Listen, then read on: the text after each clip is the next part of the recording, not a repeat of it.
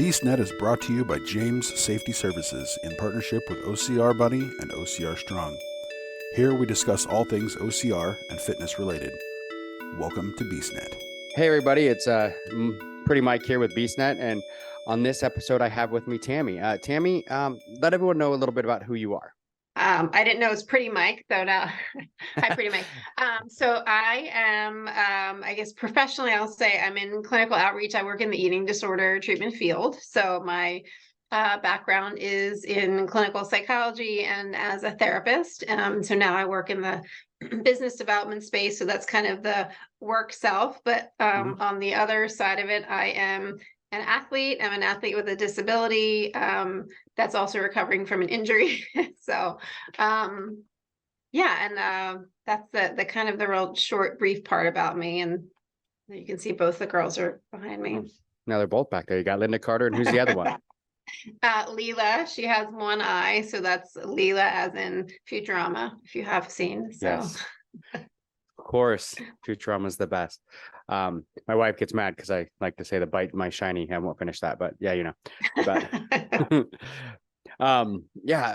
so tell me a little bit what got you into the field of eating disorders and stuff like that. Is it something where it had a personal meaning to you, or was it just something that you chose to go for? No, I mean, I think for a lot of the people in the field, it's kind of one or the other. Somebody maybe knew somebody, but for myself, I had an eating disorder a long time ago.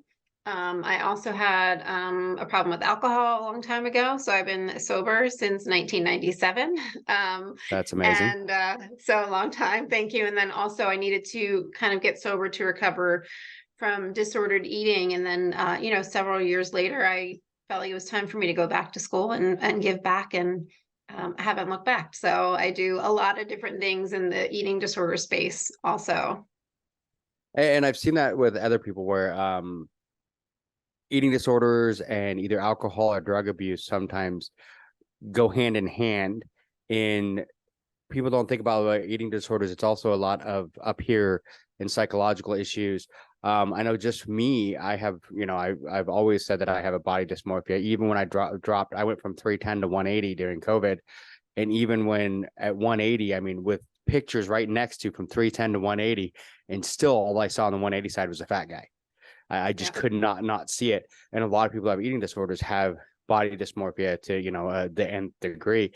And a lot of times to deal with that, they supplement that with self-medication.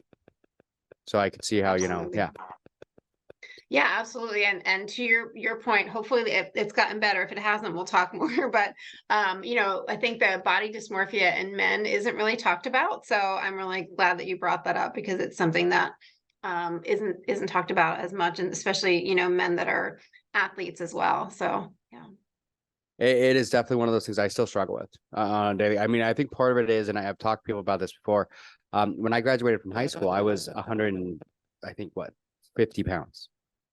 Like, I was one of those people that I was getting the whey protein just to try to put on weight because I was so small. I would always made the joke that if I turned sideways and stuck my tongue out, I'd be a zipper.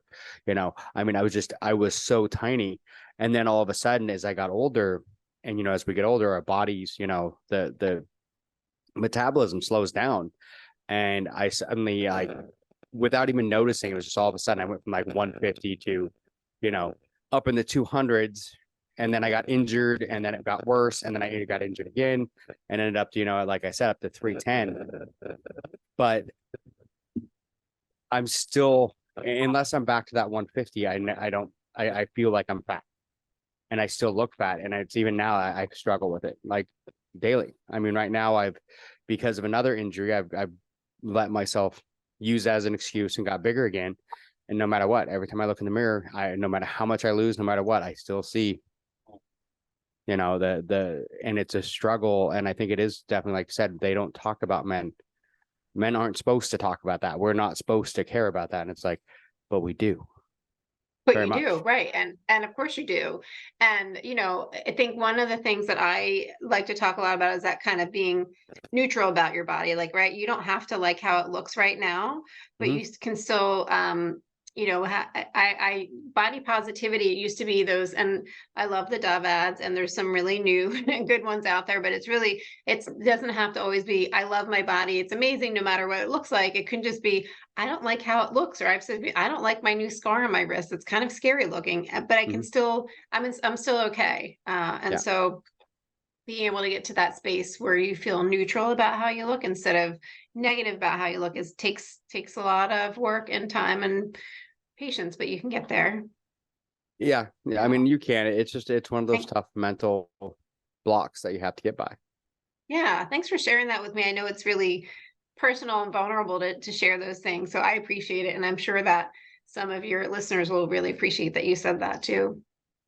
I'm hoping so, because I mean, it's one of those things. I think that, I mean, mental illness in all aspects has a negative stigma to it, and Mhm. especially, it really does seem to be for men. Men don't want to admit that, hey, we're not, especially my generation. I think my generation's like the tipping point. The generation before mine, the older generation, because I'm 45. So the generation before mine was probably more of that, like they just did not have feelings. So we were raised by, and my dad's a lot older too. So my dad's actually older than my wife's grandfather. It's a weird thing, but my dad was my age when I was born. So, I mean, he's even older. So I was raised with that idea that men don't have feelings. We don't show feelings. Like the only feeling that a man shows is anger, pretty much, and that's like the only thing I Yeah. remember. They didn't say that, but that's just what, the way you portrayed it. But my generation seemed to start to get a little away from that, but it's really the younger generation that's kind of really broke the mold. So I think really people my Yeah. age and older, just we have a struggle of admitting that, hey, this bothers us. We have mental issues with this, and people don't want to admit it. I couldn't agree more. Absolutely. I'm a few years older than you, but yeah, I completely agree with that as well. And so, hopefully as we continue to talk about it, right, it breaks down that stigma a little bit, but it's definitely harder for men and of course for our generation as well. I also teach an eating disorder psychology class, and one of my students last semester had said, yeah, well, my dad just seems pretty old school. I don't think he really understands the whole mental health stuff. And I'm assuming it was an older generation. And I said, how old is your dad? And she said 45. I was like, oh, okay, your dad's younger than me. It just is, we're all kind of still kind of stuck in that. So Yeah, it's yeah. very much so. I did. I'm in safety. I work in safety for, like OSHA type stuff. But my background's mainly construction safety. I just kind of stepped out of that, and now I'm working for a pesticide plant. They actually make pesticides, stuff like that, so it's more environmental.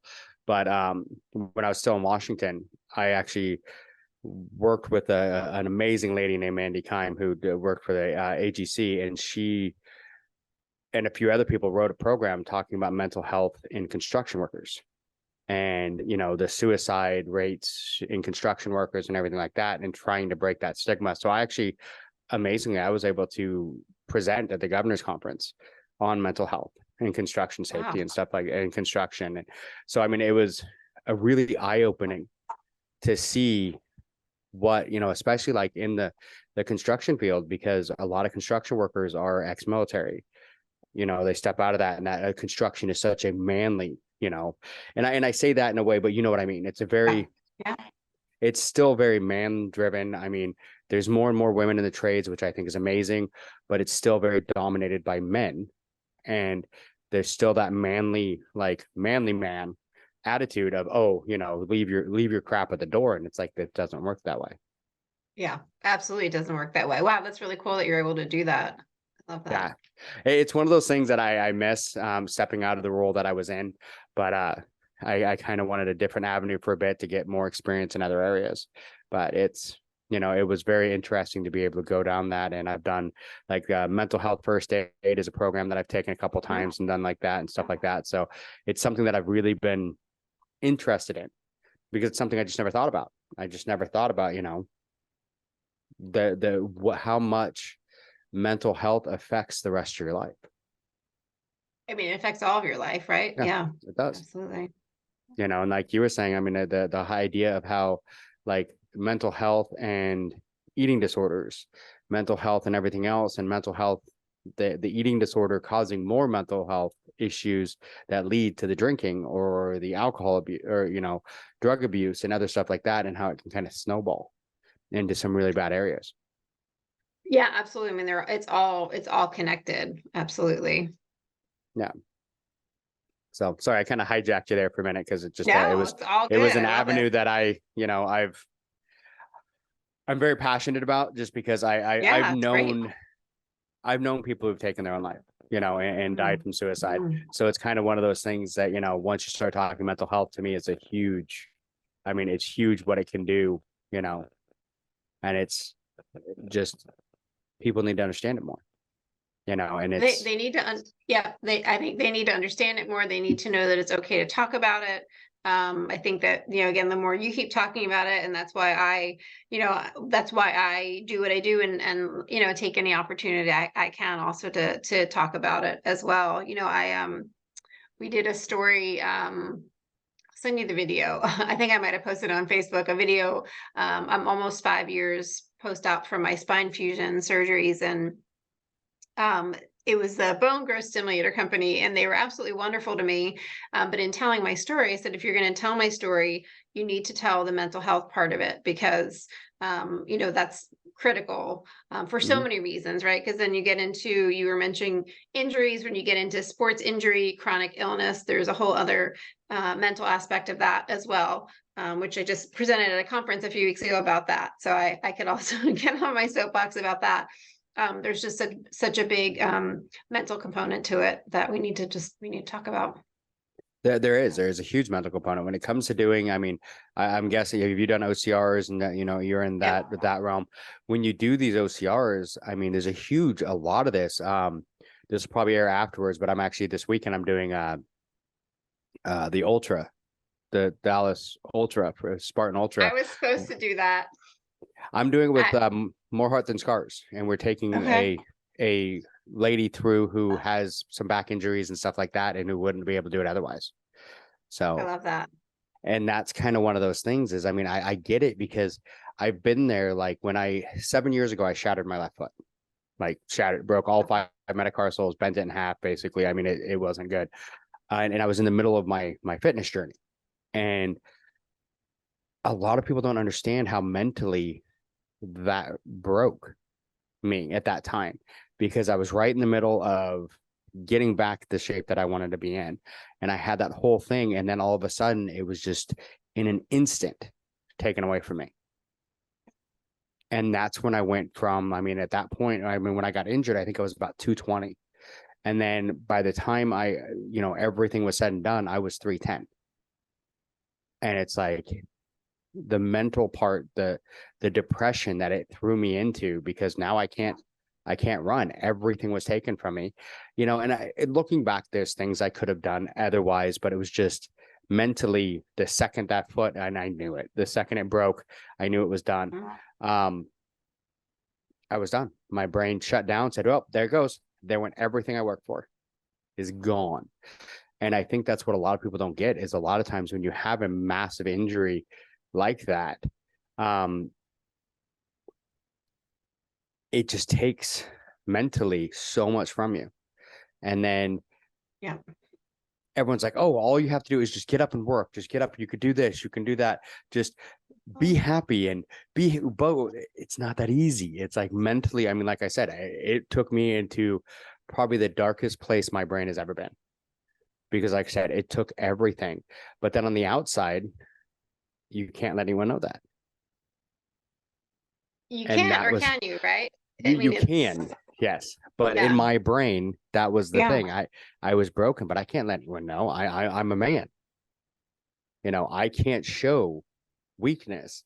You know, I have to, you know, show that I'm still okay and everything like that. And a lot of people, like, I do comedy for fun. That's kind of one of my hobbies. And it's my therapy. And there's a lot of things I talk about in that, where it's like, that's my way mentally of working through it. And that was my way of talking about it without talking about it. That's awesome, And though. All right, now I have to check out your comedy. it's not PC, I'll tell you that. That's okay. But If you do But it, OCR, nothing's PC. So yeah, no. It's like we always had a saying: "What happens under the dunk wall stays under the dunk wall." So, but so it's just one of those things, like, mentally, and that's one when I started this podcast, it was a lot about talking about, at first it was just talking about doing OCRs and everything else, and then when me and Dawn really started looking into it, it's like the OCR is great, but maybe we need to start talking about some of this other stuff, the mental stuff, yeah, the getting into shape and what you need to do, and the fact that just because you tell someone to be happy and do whatever, it doesn't fix it. So there's a no. lot more upstairs that we have to work on. Yeah, there's so much. So my first OCR was about 2 years after my spine fusion. Everyone asked me why I got into it, and I was like, I really don't know. I'd been doing triathlon for a number of years, and because of my spine stuff, I wasn't able to ride a bike anymore, and so I went to an OCR gym in Maryland and beat myself up really bad when I went there, and bought a pair of trail shoes, and it was, September 2020. So I got an email, the race was still on. It was Savage, Maryland. And it was, I met this really awesome woman on course who actually is a trainer at my gym. She's a coach there, and she, as we do on course, I was like, I don't know if I can do this thing. It was Olympus. She's like, let's do it. And so I found her on one of the groups afterwards. And again, we, I've been training there ever since. So for me, but to relate it back to sports injury, I'll get there in a second. But when Okay. I would hear people talk about their sports injuries, and when I was going through, so my spine fusion, I had 3 surgeries over 2 separate days. They went in through my stomach, my ribs, my spine. And I was in the hospital for about a week, and it was a very long recovery. I have scoliosis, and then my spine had just degenerated to the point where I was tripping when I walked, and my pain was, terrible. And there was nothing we could do to fix it but do this surgery. So I would hear from friends that, like, kind of like you, like, I had this awful sports injury, and and I would just like roll my eyes sometimes, like, you don't understand. I've grown up with this, and this is my 3rd surgery on my spine, and then this, you probably can't see my scar because it's bright in here. And then Palmerton this year happened. And what I went through mentally after that injury, I was like, oh, this is the same. This is the same experience mentally as it was going through my spine surgery. So not that the universe wanted me to break my wrist and my clavicle, but I realized that it's really the same. And then I can, there's a lot of great books on sports injury psychology that I can quote to you, but there was no, I'll say this to Joe DeSena can hear this if he wants to. There was nothing under the obstacle. There was no mat, no nothing, and it was beater. So when I fell, my wrist was broken in 4 places. So I had surgery the next morning. And I guess my wrist was so bad that we didn't realize I had a clavicle fracture until about a month later, when I was like, why does my shoulder still hurt? So we'll see what my sports medicine doctor says on Friday. So that's healing slowly. So it's been a really long recovery process. And, I have an amazing PT. I'm lucky that my OCR friends have come over, because I couldn't open a Gatorade bottle for like 6 weeks. And living alone makes everything more complicated too. So It was a really humbling, but it was that really same experience of, I call it like the post-traumatic stress stuff, right? That like anger, mood swings, not sleeping, depression. It was really mentally tough. It's been really mentally tough. And I, kind of swinging out of it, although my sleep is still terrible because my wrist is my left wrist and my right clavicle. So So I can't really get reached comfortable. out on, yeah, I can't get comfortable, so I can't sleep. And I had actually posted something on there's a Spartan women's strong group. So I don't think you're on it because it's a women's group but I posted something a while back, and I said, is anyone experiencing this? Because I had this surgery. I'm super limited. Even now I can't lift more than 5 pounds. And so, I mean, I do have a cat that's 22 pounds, but I try not to lift him, but so I can't lift that much weight. And I actually just went to OCR class. I've been going the whole time. even though I can't do a whole lot, I still show up because it helps me to be around my people. But I posted something. I was like, does anyone else experience this? I feel like I'm kind of going crazy. And I signed up for the Dallas Beast, right? That was supposed to be my first beast. And so I'm deferring. So I will be there next year. But it really, it went from, like you said, I was training really hard and I kept saying to myself, I just want to go back to the morning of July 15th and feel the way I felt. I felt strong. I felt good. And then, then you're in an ambulance on the way to the hospital and, everything has changed, right? Work had changed. That's a whole other story, but work had changed for me. That was really challenging. And again, I just, having to have, I was no stranger to having surgery, but, everything I'd worked for. And of course I couldn't even run, right? You can't run with fractures. I can now. And so I think a lot of us do this. I sign up for races to motivate me to train, right? So I'm doing a half marathon November 12th in Harrisburg, Pennsylvania. Because I started showing up to track practice with this running group and just walking around the track with my arm in the sling. And then when I could start jogging again, I started running with them and they're all training for a marathon. So I signed up for the half. So I'm grateful that I can do that.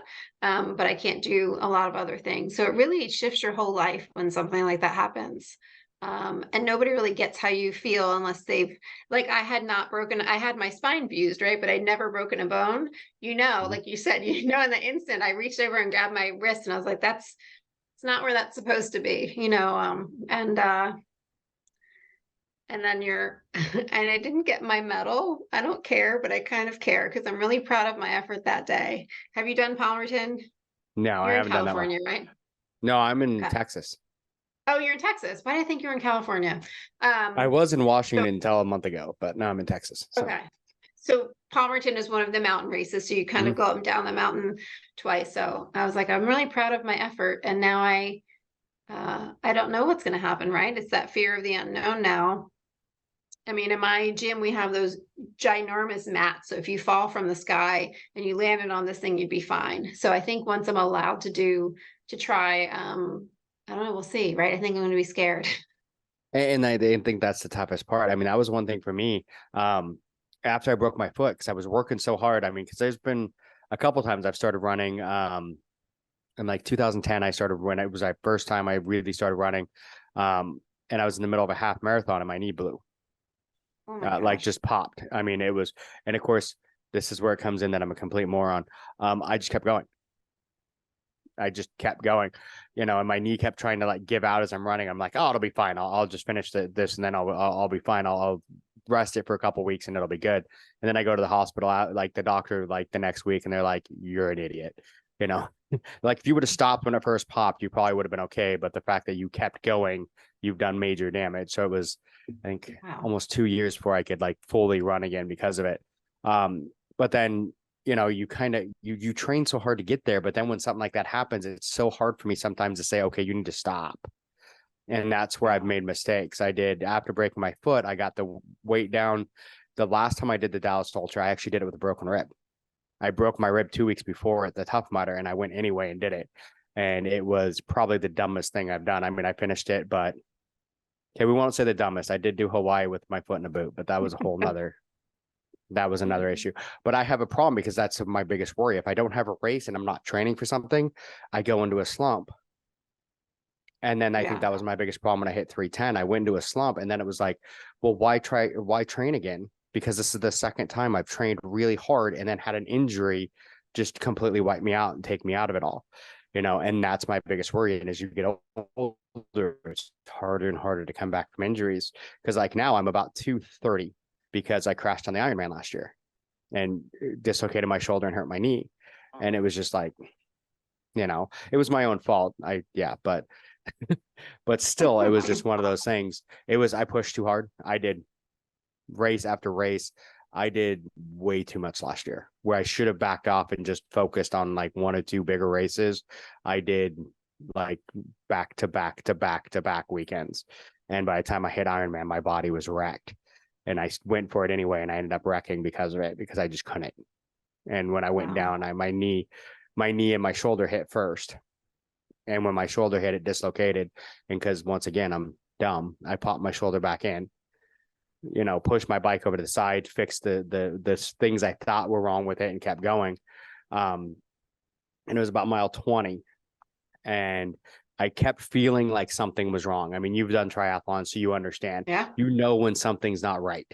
Yeah. And I couldn't figure it out. And I'm like, dang it. And I just could not figure out what was wrong with the bike. And when I came in, I was 6 minutes past the cut. So I couldn't even finish the run. Terrible. Which it's probably actually the best thing, because my knee was, by the time once I got off the bike, I couldn't walk. Like the only thing keeping my knee okay was the fact that I was, strapped into the pedals. But once I stepped off the bike, I could barely walk. But I bent the back brake, so it was rubbing. Oh my gosh. So that's why I couldn't, what was wrong, but I couldn't figure it out. So, but so it slowed me down big time. And it's just one of those things. I mean, if I hadn't pushed so hard and focused like I should have on the one race, and I have one of my friends, Megan, that I talk to a lot on here, and she's told me repeatedly, stop going for multiples, focus on the big one. And that was my problem last year. I did Hawaii, like the full trifecta weekend. The next weekend, I think it was Seattle, or it might have been the other way around. And then I had a triathlon the weekend after that, and then the Ironman. That's a lot. I mean, first of all, I am always amazed at you guys that do the trifecta weekends. Like, I was going to do a trifecta year this year. I did my sprint. Palmerton was my super, and of course Dallas was going to be my beast. But I have one of my good friends that I race with. I met her through triathlon, and I don't do triathlon anymore. But it's hard to do both sports because there's so much training involved in both that it's so hard. Last year I did way too many races also. So this year I was being strategic, and then the universe had other plans. But it's I'm gonna challenge you, Pretty Mike, to stop calling yourself dumb. Be nice for yourself. Yes. Positive self-talk. My coach always says it just didn't go as planned, right? It didn't go as planned, but it sucks, but it doesn't, I think we find the sport, or I would say the sport finds us for a lot of different reasons. There's something really awesome about being able to, I don't know, like when I learned to climb a rope for the first time, and when you tackle something for the first time, or when you're all beat up in a race and you finally get to jump over that fire and you're done, right? There's just something intangible that there are no words for that we feel, and that's why we do it, right? You're drawn to it. So very much. It would have been nice if, because if we were drawn to an easy sport, maybe, but it's just part of who we are. So now it's kind of the how do you rebuild and work through the fear and decide what I definitely have that fear, as I'm saying, I'm going to defer to the beast for next year. Well, I don't know. And part of me says, I won't try beater again, but I will try it again, because I was reaching for the bell and I don't know what happened. The bar was wet. I have no idea, but I know I can do it. So, but that fear is there. And I think that's the obstacle now, right? That fear. I think that's part of the obstacle now, is the fear. And then just, tonight when we go through the course, I'm like, okay, well, I can't do most of it. So I do a lot of lower body, and I'm like, my little tiny baby biceps I have right now, I was so strong. And now when I curl my little 5-pound weight that I'm allowed to curl, it's so hard, but I'll get stronger again, and you will too, right? And we'll be back out there. And I would love to race with more heart than scars. I know several people on the team, and love so much about that. And just is so much of who I am. So they're a great group, and that's one of the things. I mean, it's when I first started, even when I was like at my biggest, I was still doing races at 310. And one of the biggest joys I always had was helping friends get through. One of my favorite, memories is doing Montana in, I think, 2016. And when we started, one of my friends rolled her ankle, and then another friend hurt her hip. And we were like, okay, what do we do? And they're like, let's just keep going. And we kept going and kept going. And then we picked up another friend who was just mentally gone. She pretty much giggled at us and just stared at the ground and shuffled. And that was it because her mind was just, I mean, because I don't know if Montana is like a lot like Palmerton, up and down the side of a mountain Up and down. for forever. And we're on the beast, and we ended up being last. We were the last ones on the course, and Steve Hammond caught up to us. And I remember one of my friends, Stevie, looks at him and says, "You can do whatever you want, but you're not taking us off this mountain. We're finishing this." And he's like, "That's a good attitude, because everyone behind you quit. So let's go." And he went with us and kept us going. And it was just one of those things that I think we were out there for 13 hours on a beast. It was brutal. It was horrible. Yikes.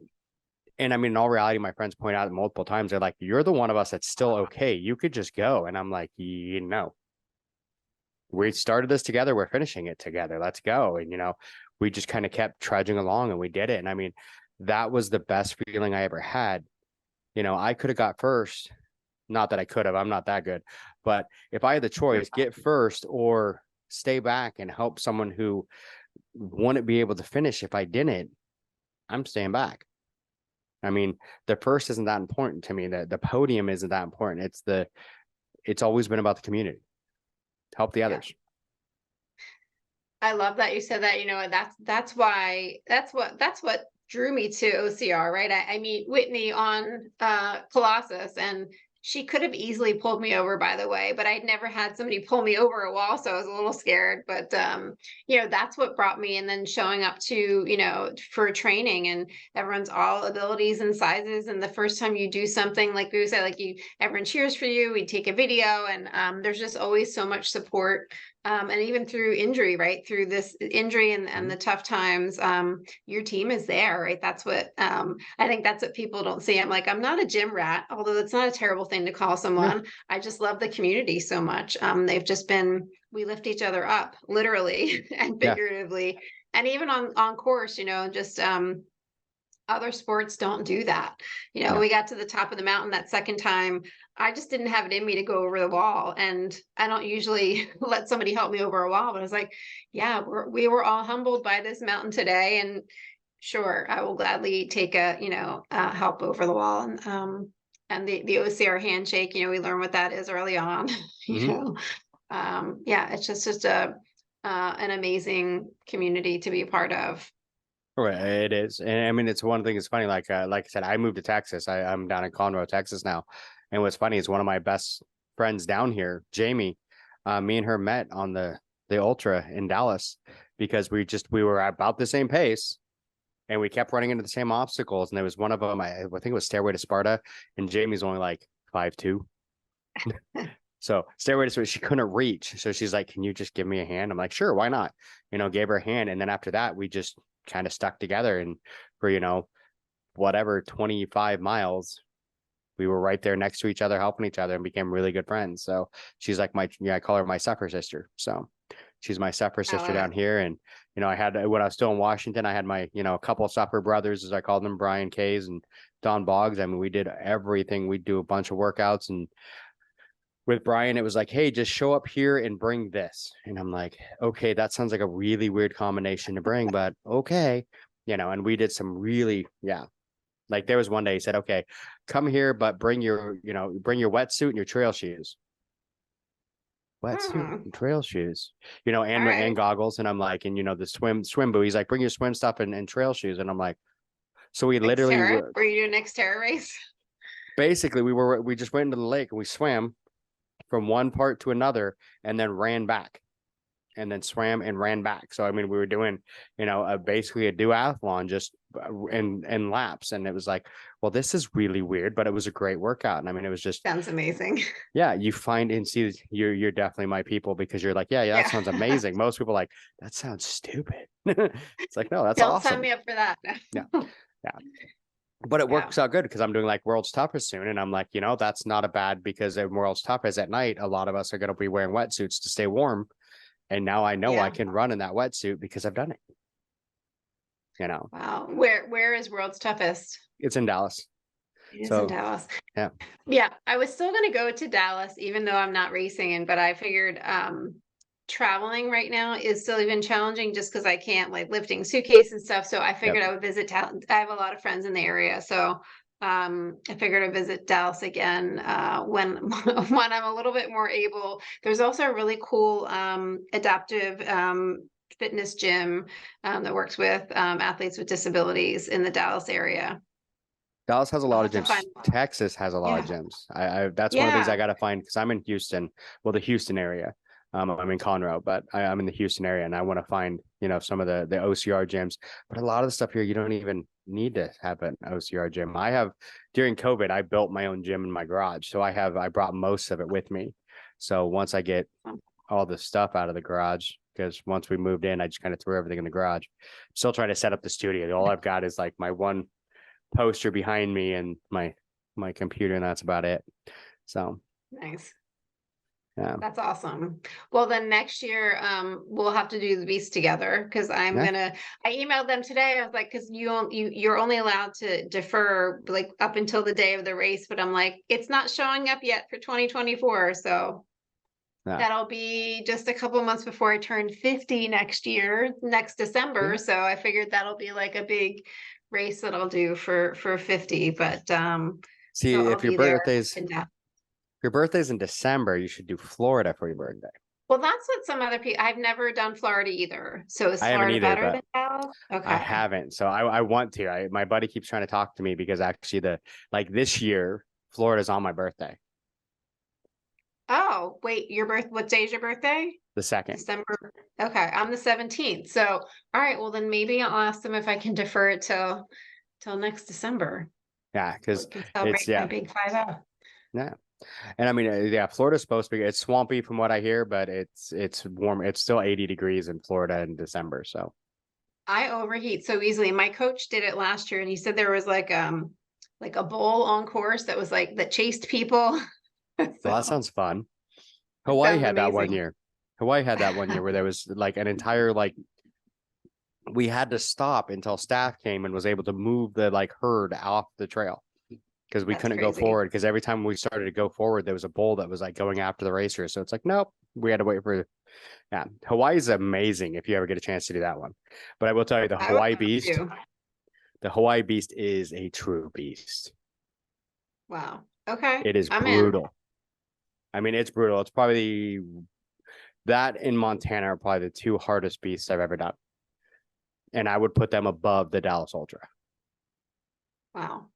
Because it's just the Hawaii Beast, you're literally climbing up the side of a hill, like pulling yourself up by the roots and everything like that, going up a hill. It's insane.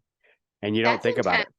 It is. No, I mean, the second mountain climb at Palmerton, the first one was what they did for the sprint last year. But the second mountain climb, I actually was bear crawling quite a bit because it was so steep. It was easier to bear crawl than actually hike, but that sounds intense. I think you go up, it's like 900 feet, almost like straight up the side of it. Because it's like have you seen pictures of Hawaii where they have like the big, huge, you're going straight up and over one of those. Wow. I mean, it's insane. And yet I'm like, that sounds amazing. Let's do it. Oh, it is. And the views though, it's one of those things. And see, I don't know, because it sounds like they may have lost that venue. So I don't know where they're going to be next if they go back. Because this year they canceled it. But I've done it. I did it that venue like 5 times. And it was where they filmed Jurassic Park and all that. So they still had some of the stuff out there and you could see some of the props and stuff. So it was pretty cool. I mean, it was gorgeous because you'd think you were going to die. And then you'd walk around a corner and all of a sudden you'd see the view and you're like, well, I died. I'm in heaven. This is it. Exactly. Yeah. So. Do you do other races or are you kind of, I know some people only do Spartans, or do you do other, well, you're doing the toughest. I am doing the world's toughest, but that one's with more heart than scars too. So, but the biggest problem we had is like I said, I just moved to Texas. In Washington, we got Tough Mudder and we got Spartan, and that was it. Okay. For a while we got Warrior, and then of course that went away. And then you would get terrain race, but terrain race isn't that great. But we didn't get Rugged Maniac went to Portland, but not to Seattle. They used to go to Seattle, but they stopped. The biggest problem we just have is that, and part of the two is in Seattle, the OCR season is pretty much June to September, and that's it. Wow. Okay. That was a problem with triathlons too. Like triathlons, the first triathlon was in June. The last one was in the first week in September. So, and that was the whole season. So and there was only like every other weekend you might be able to find a triathlon. It was maybe 6 or 7 options throughout the year, and that was it. Wow, I feel like here, in the kind of in the Northeast, there are so many different triathlon options, and even OCR. I mean, like I said, there's a lot of Savage. I deferred Savage PA for the second year in a row. I really liked that race. It was just 3 weeks after my injury, and talk about like the kind of sports injury psychology stuff. One of my close friends that I train with, and that really helped. I wish she would make me that chili again. It was so good. She made that when I first hurt myself, and she asked if I wanted to go to the race, and I was like, no, I don't. No, I don't know. I don't really want to go. And it was about 10 o'clock the night before, and I sent her a text, and I was like, she's totally going to be sleeping. Which of course I don't sleep the night before a race because I get that fun race anxiety. But I decided to go, and it was really awesome because I got to see my whole team race and take pictures and cheer for them. And so there were 30 seconds here or there, and I was like, man, I really want to do Sawtooth, but I can't. But so I got to be with my team even though I couldn't race, which is I think what it's all about. That's part of all of this.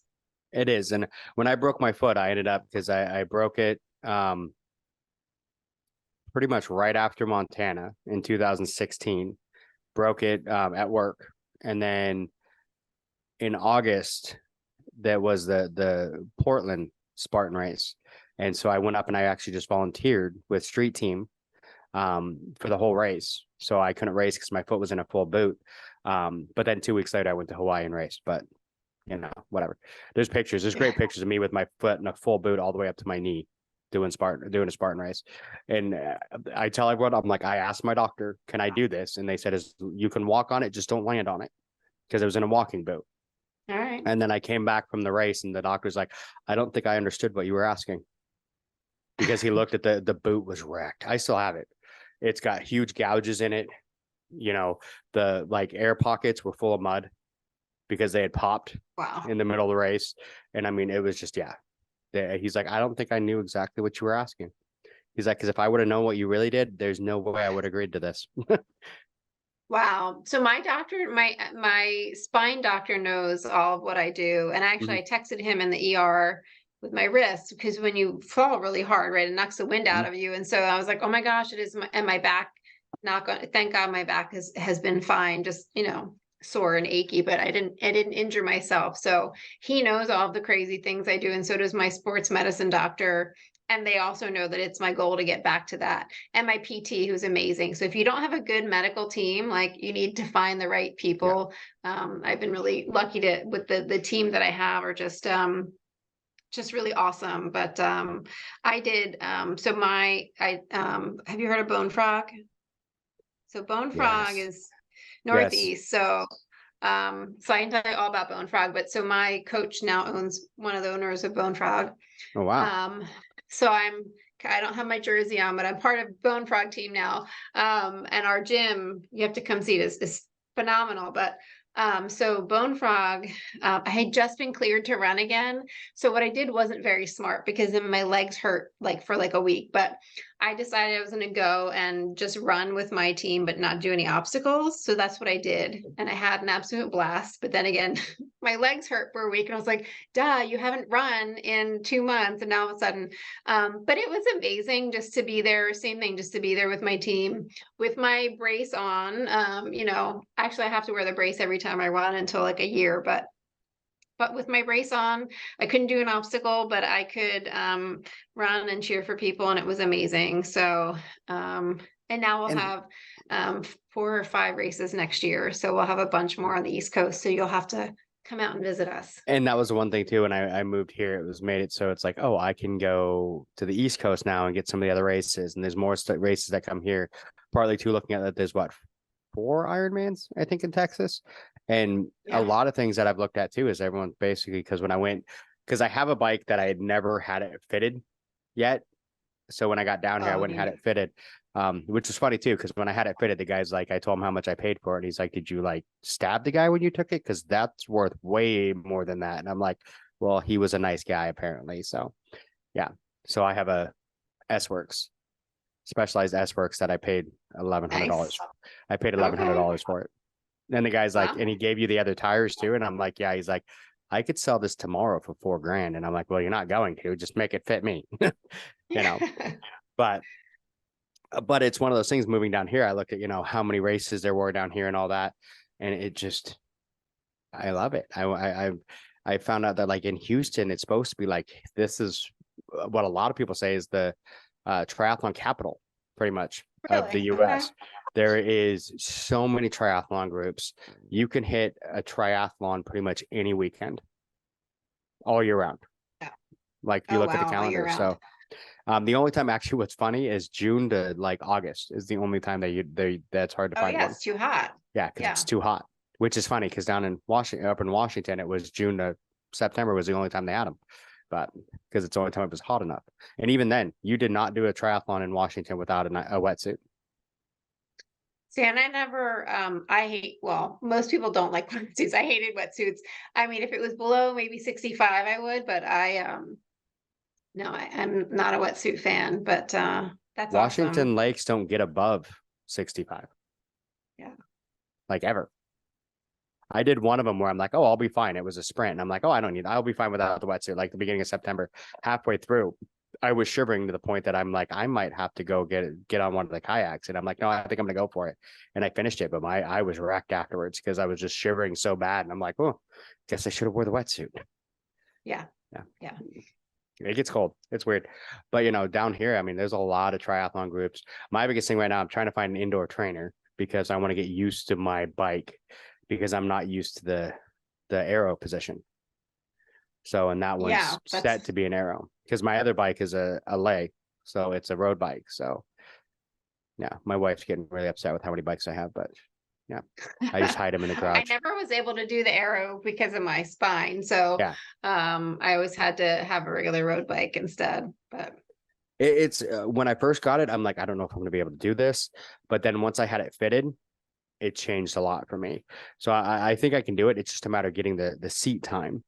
And that's kind of like I said, why I want to get the indoor trainer, but I want a smart trainer because I like to know I'm a numbers guy. I like to know that, but smart trainers are expensive.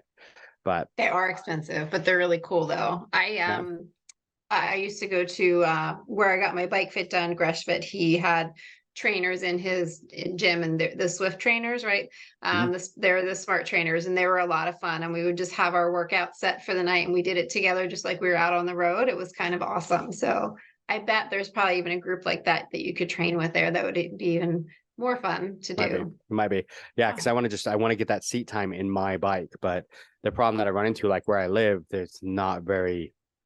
there are some places around here if I drive to them, but like right by my house, I'm out in the woods a little bit. So the roads aren't really good to ride the bike. I feel like I would, get hit. Not a road bike. Yeah, it's not a good place for riding the road bike. And the one I don't have is a mountain bike. I want to get one next. But every time I say that, my wife gives me that dirty look like, why you want to spend more money? I'm like, no.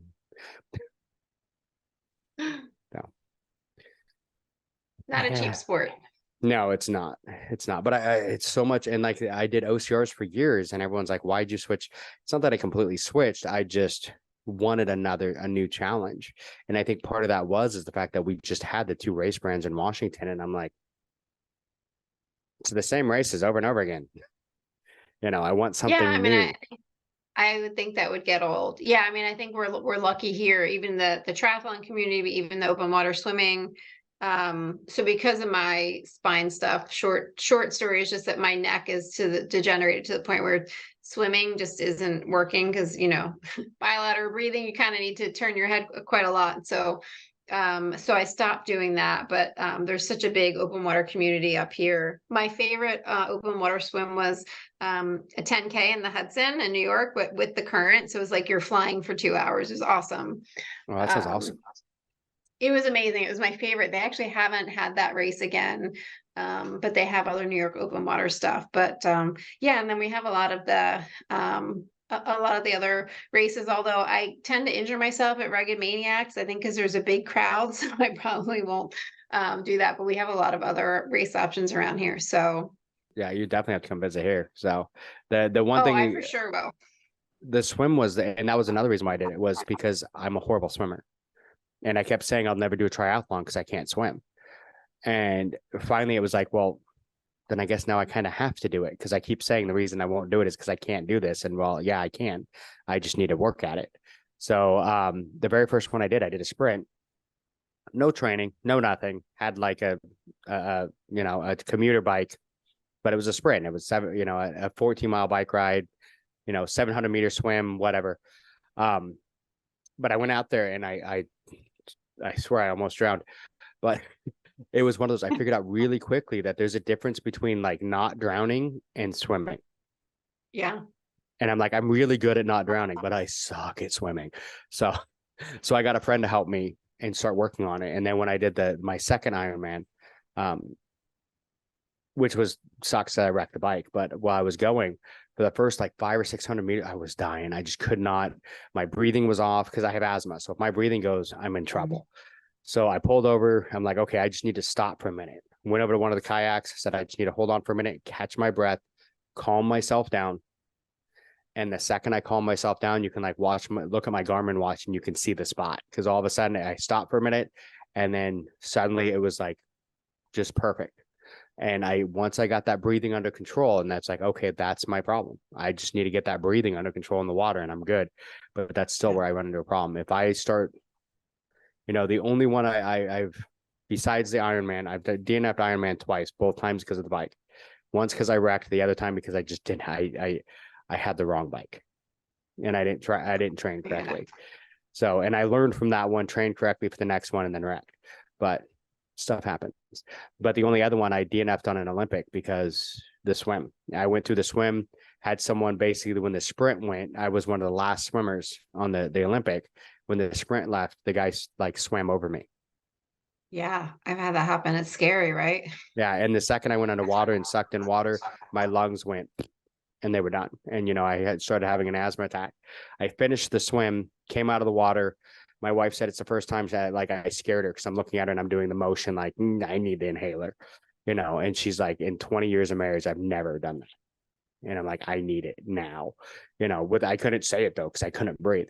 So she gave it to me. I took a couple squirts and took off on the bike thinking I could do it. But it was just, they even they rated ahead and said, hey, there's a guy coming through that's a medical issue, but he's going for it. And they're like, yeah. And I got to a point and I'm just like, no, I can't, my lungs were done.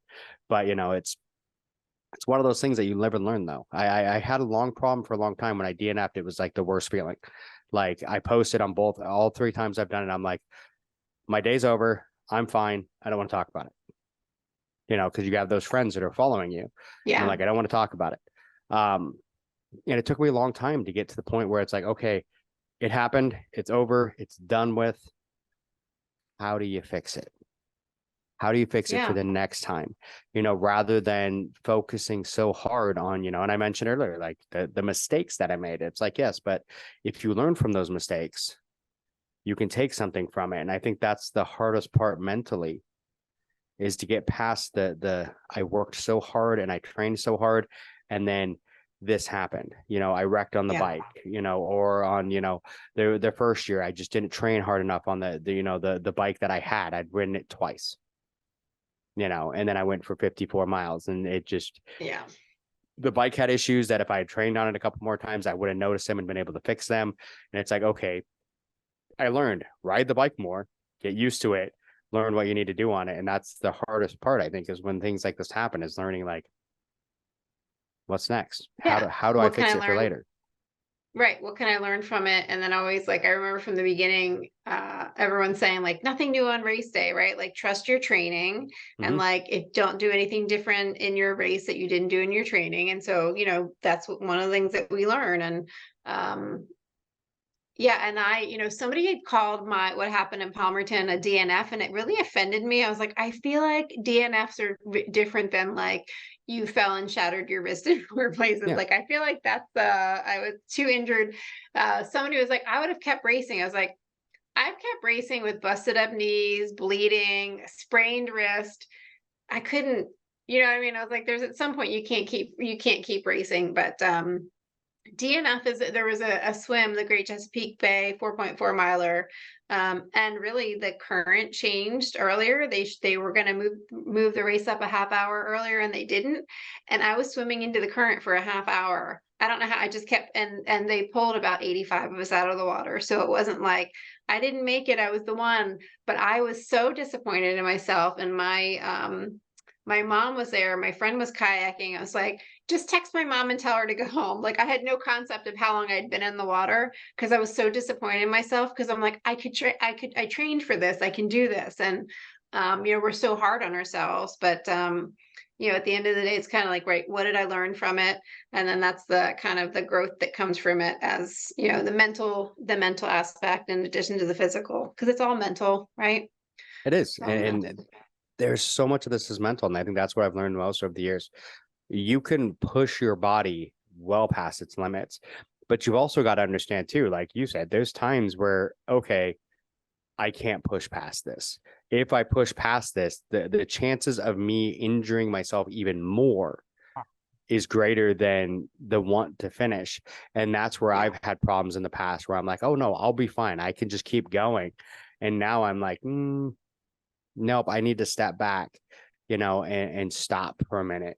And that's been the hardest thing for me, is to say, maybe it's time to not, I had this goal. I knew what I wanted, but it's not going to happen. I need to adjust. And I think that's the hardest thing as you get older, to try and understand that I need to step back, because if I keep pushing, I'm not going to be able to race next month. I'm not going to be able to do this race because I'm going to hurt myself to a point that I won't be able to, and you got to think ahead to more than the race that you're looking right at. But I know I can push myself. I mean, I remember the first year that I finally finished the trifecta weekend in Hawaii, I was wrecked. After the beast, I had major issues because we were there for a week before the race. I didn't wear shoes for a week because I'm in Hawaii. Why would I wear shoes? That's the first thing I do when I get to Hawaii. My shoes go off and I'm barefoot the entire time I'm there, except for race day. So I'm barefoot for a week, and then all of a sudden, a race day comes. I go to put my shoes on. Well, when you're barefoot for a week and everything else, your feet swell. Yeah. And my feet were swollen to a point my shoes didn't fit. So I'm like, well, I'm going to do it anyway. Within 2 miles into the beast, I'm getting blisters. I'm like, but I'm doing it anyway. By the time I finished, my feet, they were just tore up. So the next day I'm like, well, I couldn't put my shoes on yesterday. There's no way I'm gonna be able to do it today. So I had to put on my normal, like, everyday shoes because they were bigger and I could loosen up the laces, and did the super. And by the time we finished, I'm looking at my friend Nick and I'm like, I can't, there's no way I'm going for a sprint. He's like, okay, well, let's talk, and, everything like that. And the next thing I know, I'm standing in the start line. Like I said, I wasn't doing this. And he's like, yeah, okay, whatever, dude. So, and we went through it, but then it was like, as we're going, it's like, I skipped like every water obstacle, and everyone's like, why? And I'm like, cause my feet were literally bleeding. I'm not getting in that water. No. Because if you want MRSA, that's how you're going to get it, but it's like, no. So, but it's just one of those things. It's like, I know I can push, but then it was like, for the rest of the trip, like my wife the next day is like, hey, let's go out for dinner. I'm like, I can't walk. I'm like, doesn't matter what you put on my feet. It's not going to work. I can't walk barefoot. I can't walk with shoes. My feet were so messed up. And it's just like, yeah, I probably shouldn't have done that. We do horrible things to our body, but it's. So you learned. Yeah. Yes. I learned that water. I mean, when you break bones and you go to the ER, I was still, after I had my surgery, the next day, I had somebody help me like wash my hair and stuff. I was like, you don't understand. The dunk wall, right? We did the water crossing the dunk wall right before I was like, the last water I was in was that water. And by the time, you can't call your friends. I was able to get the medics to get my bag out of the bag check so I could at least call her when I got to the hospital, because she's super fast. So she was done way before I was going to be done anyway. And by the time she came there, got my car key, went back, and I was like, can you help me get my shoes off? She's like, you still have your wet shoes on? I was like, yeah, I have my wet shoes and my wet race clothes on. It's so disgusting. But we don't think about that when you're going in the water. It just was like later on, I was like, this is disgusting. Yeah. So gross. It is. And it's one of those things that cracks me up, because like doing, triathlon stuff, everyone was surprised when I decided to, like, my biggest problem on a race, the one obstacle that gets me every time is the dunk wall. I have to talk myself into going under the dunk wall, because I look in that water and I'm like, oh, Yeah. and I don't like any water I can't see down into. Like, I can swim in a pool fine. I'm totally fine because I can see everything, but when I can't see, and that's the hardest part when I'm swimming, and I think why I start having panic attacks, because when you're swimming in a lake, you're just looking into the darkness. Yeah, you can't see anything. And you can't see anything. And it's just like, oh, and then it's was even worse. The last one I did, it got to a point where it was so shallow that the seaweed was touching you. And I'm just like, huh. Yeah. So it's like my biggest thing. It's like, if I could just do the triathlon and do the swim in a pool, I'm fine. But I mean, there are pool triathlons, yes. but the more the more open water practice you have. I mean, I was never fast, but I was a strong swimmer, but I never, I actually kind of liked not being able to see what was in the water. The dark water didn't bother me. It was when I could see the things that were moving, I guess, that bothered me sometimes. But And see, I'm a horror movie fanatic. So, I mean, I don't know if you can see the poster behind me yeah. But I'm a horror movie.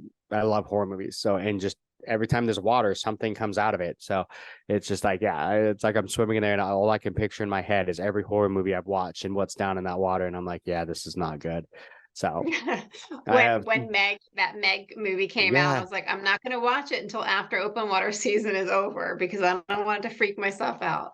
Yeah, and that's it. It's like, and you'd be surprised some of the stuff like Lilo and Stitch. We watched Lilo and Stitch once right before a triathlon, and I forget about there's a part where like Jumba comes out of the water and grabs Stitch from underneath, and I'm like, oh great, so now the whole thing I'm just expecting this alien to come up and grab me. So something's under me. Yeah. So weird things that go through our brain when we're going through those. And it's the coming back from injury. I think the biggest thing, as you mentioned earlier, is the fear. You have the fear. Is like, is it going to happen again? This has happened once. Am I going to fall off beater next time and do it again? Am I going to, for me, it was actually, I slipped off the 1 year, just the monkey bars and landed wrong and my knee twisted. I finished, I wasn't too bad. I was able to, the next day I put a brace on because I have a stack of braces because my knees are both bad. But I'm 45, both my knees are wrecked. But so I mean, but it's just one of those things. So every time I'm on there and I'm looking like down, like, okay, how far is the drop? I mean, how much is it going to be? And then when I was 310 doing the races, I had a bad habit of dislocating my shoulders on my left shoulder on the hang obstacles. So I would be worried like, oh, am I gonna, if I do it once, now I'm gonna have a problem the rest of the race. Because once it pops out, it's, it takes a couple weeks for it to heal where it won't do it again. Okay. So, and of course I do what you're not supposed to. I teach first aid and I'm like, never put your shoulder back in. That's what I do every time. But we never do what we tell everyone not to do. Right.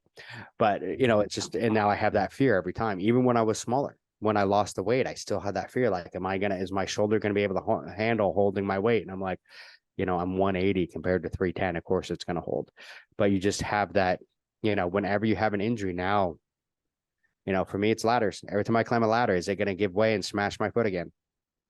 Yeah, it's and how do you get through that fear? I guess I'll keep you posted when I'm allowed to start climbing things, but definitely, because I did the New York sprint, the month before, and I can never get the spear throw. I need your help, Mike. I still can't get the spear throw. I'm always like 2 inches, but other than that, I completed every obstacle. And so I was like, so proud of myself. And so like, I think that's the frustrating part, right? It's like, I know I could do it. Again, I was reaching for the bell. Like, I know I could do the obstacle, just something's happened out of your control sometimes. And yeah, that fear of, like, I want to try it again. My friends are like, you're not going to, no, my non-OCR friends are saying, you're not going to do that obstacle again. I'm like, sure, I won't do it.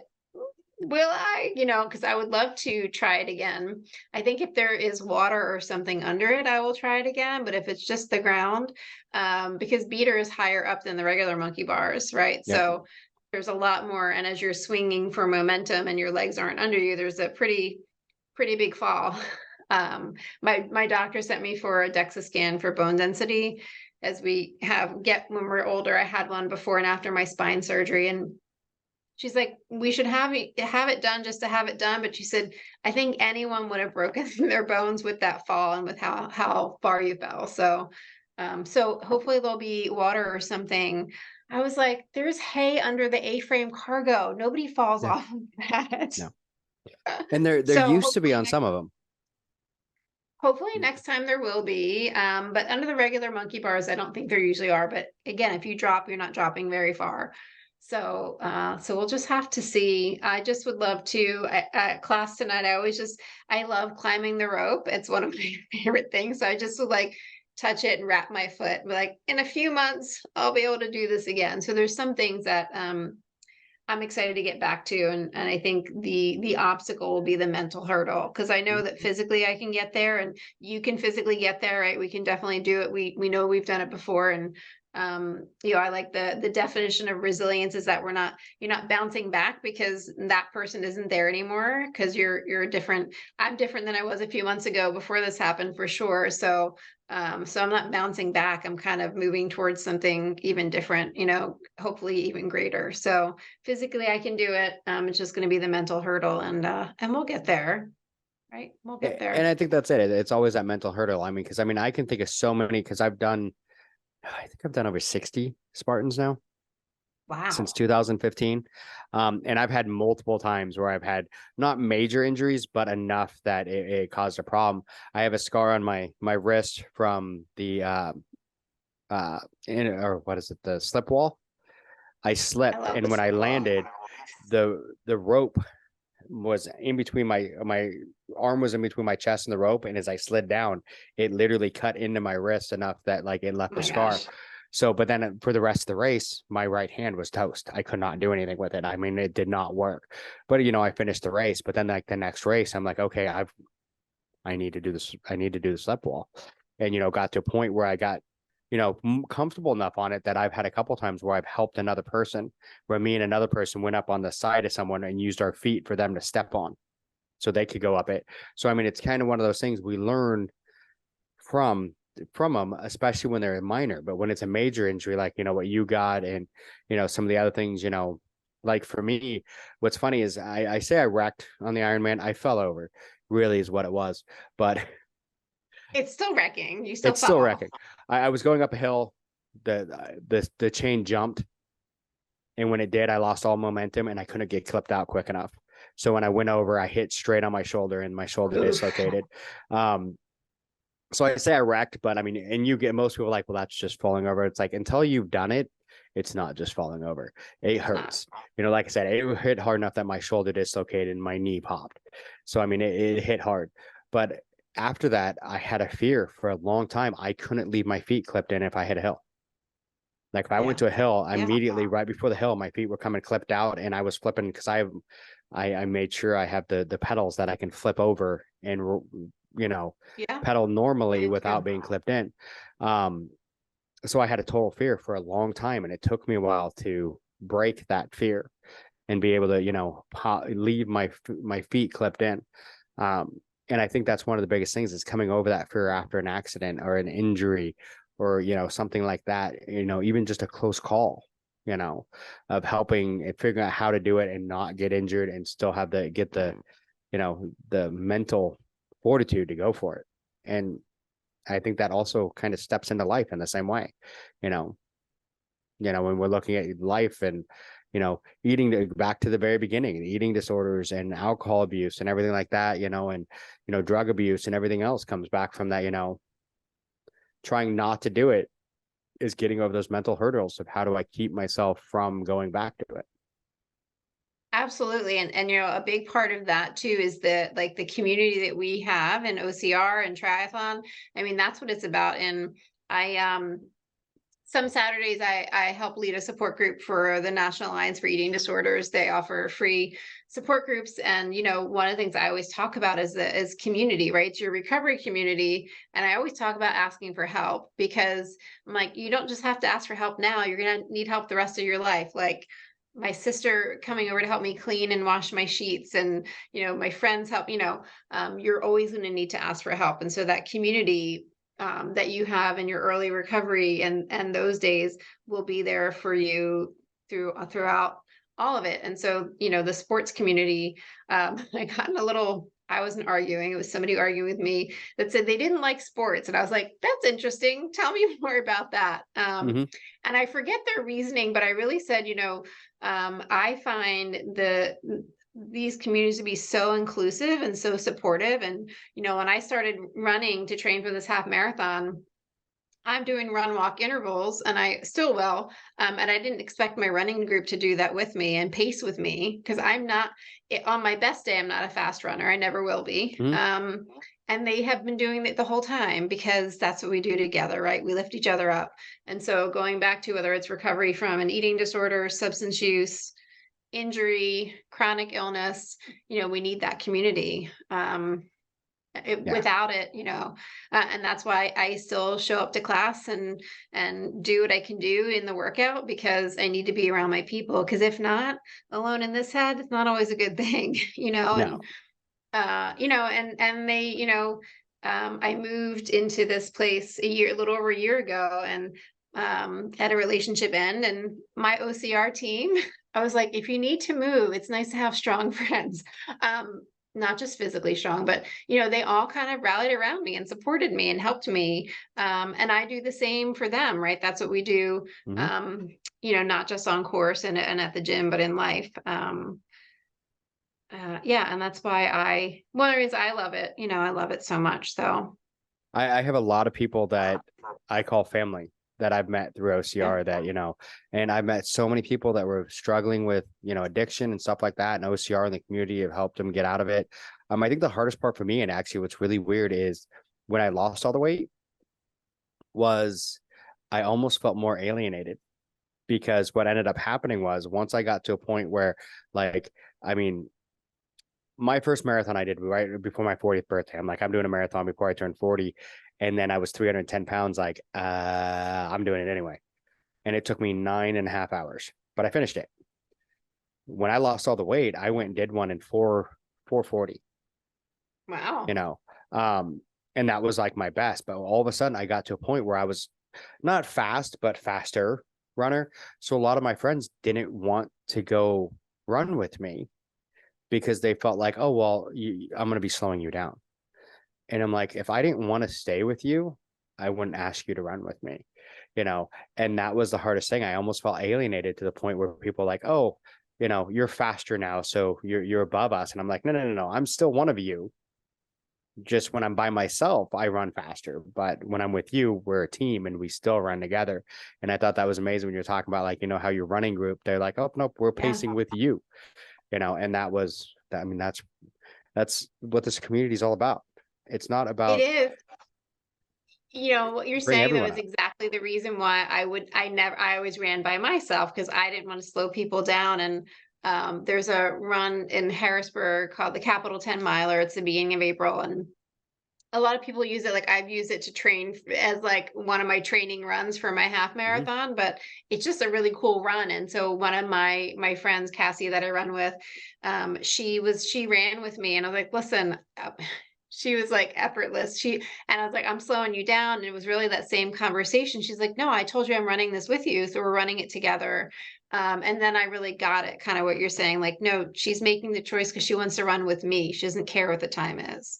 Yeah. Now, when we get to race day in a few weeks, they're running the marathon. I'm doing the half, which is cool because then I'll get to be at the finish line to see them Mm-hmm. all cross for the full marathon. And, my hope is that I can PR by a couple of minutes just because I'm, returning from this injury. But yeah, that big support of the team is really awesome. And I never experienced that. I played softball in high school, or junior high, but I was never an athlete. My first 5K I did when I was 39. I think it was 2014. So yeah.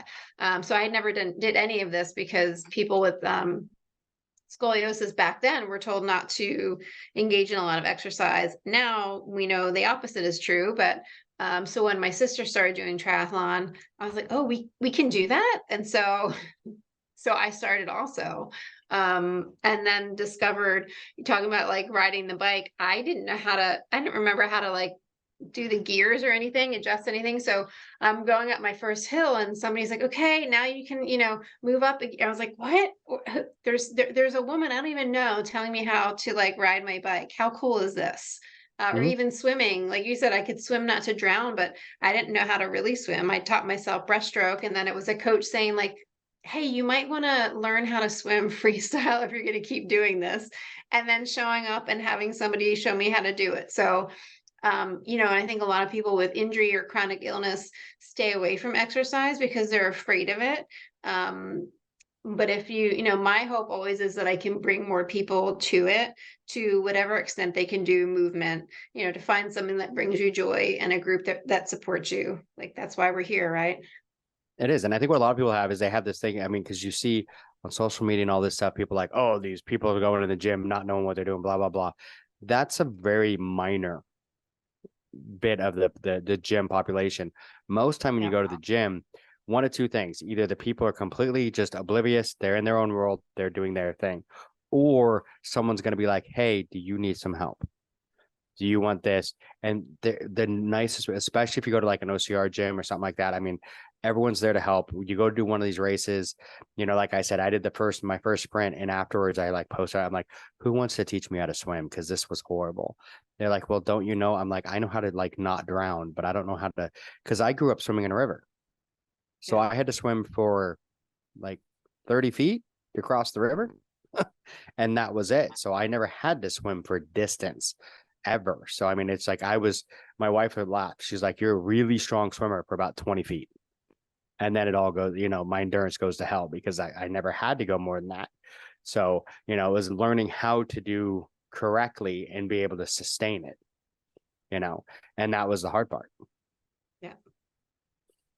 Yeah. Awesome. Well, I feel like I could talk to you forever, but I know Don's Yeah. already going to yell at me because I'm like, we're Okay. well over the hour. So, Oh, I didn't look at the time. Okay. oh, it's been amazing talking to you. I mean, I You love, too. I love, your take on things. It's just the idea of the mental side of all this, and a lot of people miss that. They miss how much an injury can change us mentally. And it might seem to them like something minor, but even just enough of an injury that I can't move the way that I did, and I have to adjust for a while can change some things. Even if it only affects me for a couple of weeks, it can throw off your entire pattern. And that's one of the things that a lot of people don't see. Absolutely. It really can. And I was saying, like, I was like celebrating every little win. Like, it was like 7 weeks later. I was like, oh, I can wash my hair with two hands for the first time 7 weeks later, just all the things, the ways your life is impacted that you don't even realize. So, and to, have support along that journey is so important.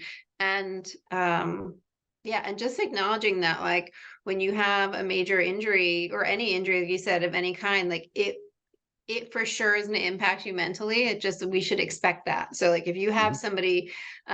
somebody on your team or one of your friends that has had an injury of any kind, expect that they're going to struggle mentally. They might not say it, and just check on them more. Like I had so many friends that would just text me all the time, like, how are you feeling? Are you okay? What do you need today? And that helped me. And some people would say, like, what can I do to help? And I would say, just ask me how I'm doing.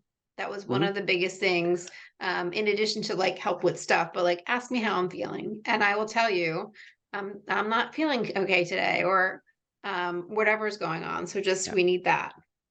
we do. And Yeah. I think a lot of people, it's like one of those things. It's like you get a lot of people believe, oh, well, I don't want to remind them about it. And it's like, we're reminded every time we move. When I broke Right. my You're not foot, forgetting. it's been 7 years, and every once in a while I'll take a step and I'm reminded about my foot. I mean, I broke all 5 metatarsals. My toes touched my heel. I mean, it was not Oof, good. oh my God. So, so I mean, it's one of those things. I'll take a step every once and be like, oh yeah, I remember that. So it's not that we want to know that our friends still, because, and I think that was one of the big things when I first broke my foot was some people were like great and reached out and everything else, and others it was just like, oh well, you can't race with me anymore. And it's like, oh, but then all of a sudden once I was racing Okay. again, they wanted to talk again, and I'm like, well, wait, where have you been for the last 2 years? Right. And that's kind of one of those things is sometimes you feel like you're just left out there. So Yeah, that's one of the hard parts. I'm gonna send you the link to my Orthofix video I mentioned, just because I talked about that, like when I wasn't able to do the things that riding my bike, swimming, that I just felt really isolated and alone, and really it was a really sad, dark time in my life. And I think reflecting back on that, I didn't want this to happen. So it was really mentally tough, but I wasn't alone, Yeah. Yeah. And that's the Yeah, and hardest part is also to, yeah. I would say that's the I hardest was like, part is not feeling alone. yeah, not feeling alone. And that's why I kept showing up at the gym. And if your racing friends are only your racing friends and not your real friends, then that's information too, right? It is. Then they're just It your is. buddy on the race course and not like your real friend. So it's hard when you realize that also. Yeah, I get that. It is. But then you find out who the real, Yeah. because like I said, I have a lot of people I call family that I've Same. met through OCR, and some people that I thought were family that after injuries and stuff, it's like, oh, I guess not. So, Yeah. but I mean, it is what it is, and people grow apart too. I mean, it's just kind of, it happens, but yeah. So Yeah. I'll just say is it made me really grateful that the first week, especially because I literally couldn't do anything. And, every time somebody did something nice for me or like cleaned my litter box for me, like I just would cry because I was so grateful. And so that's, and people want to help, right? Like I always want to help people. I know you do. So like just being able to receive that help is important also. So yeah, yes, we could keep talking forever. I'm excited to hear about how your race goes next week. This weekend. That's this weekend, right? It is. Like I said, I gosh. think this might air afterwards, but yeah, it's this weekend. So it's gonna be interesting. Good luck. I can't wait to hear all about it. You're gonna crush it. I'm excited that you're racing with More Hearts and Scars. Yeah, I'm excited to hear about it. So I'm sure we'll be talking. And we'll definitely, again. yes, we'll definitely have to talk again, because I mean, I would love to dive more down into some of the mental health stuff and everything else with you, because I feel like there's a lot more we could have talked about, but yeah, it's gonna be a long episode. Yeah, it's okay. I feel like we'll talk more next time. we can come back on and talk again later. So thank you, Tammy. This was amazing, and I can't wait to talk to you again. Yeah, thanks, Mike. Take care. All right. Bye. Thanks for listening to the BeastNet podcast. If you haven't done it yet, find us on Facebook, like and share the podcast. Give us a review on iTunes or Spotify. All these things will help to expand the show in the future. Don't forget to subscribe and let us know what you think and what you'd like to hear.